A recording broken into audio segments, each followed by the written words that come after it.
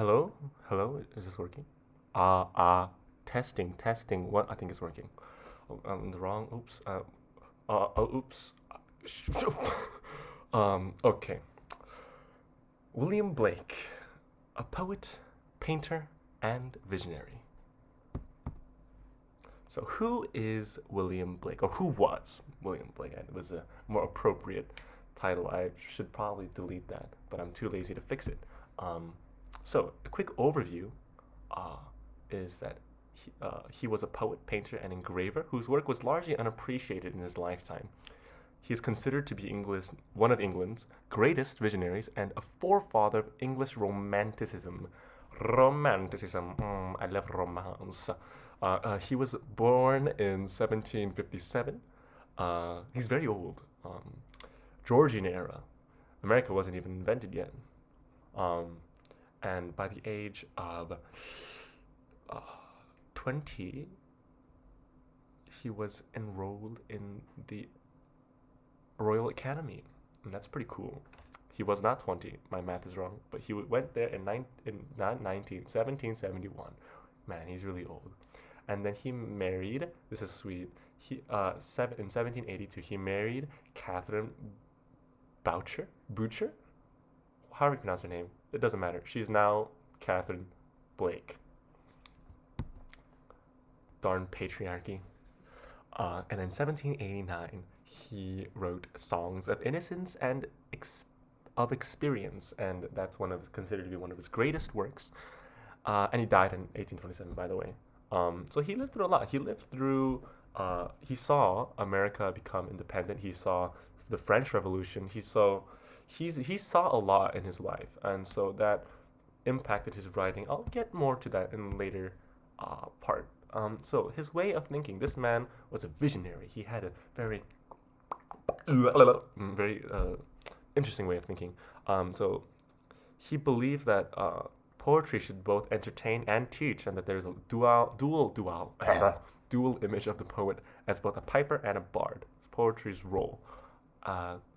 And Blake also was a supporter of democracy, and he celebrated the downfall of the French monarchy, to an extent. He was a big view. Yeah, he was a big believer of freedom, and he believed that the church oppressed people and their freedoms.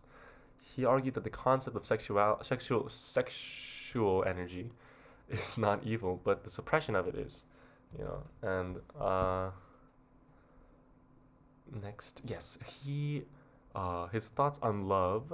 He had this idea of love is that he proposed that there was this idea of pure love that's without restrictions or doesn't expect anything in return, but there often exists this bartering kind of love that thy love depends on him thou lovest, and on his dear loves / depend thy pleasures, which thou hast cut off by jealousy.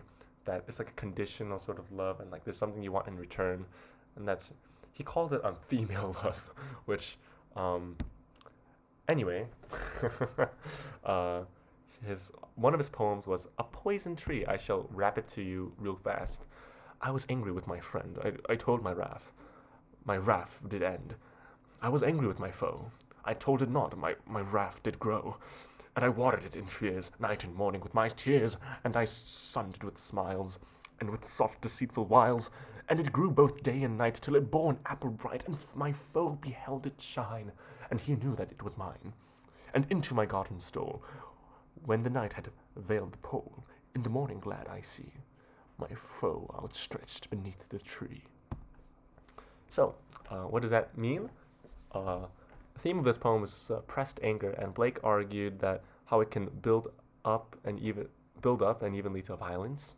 And to illustrate this point, he gives two situations where, like, in the first one, he is like frank with his emotions with a friend, and the anger dissipates and rather quickly.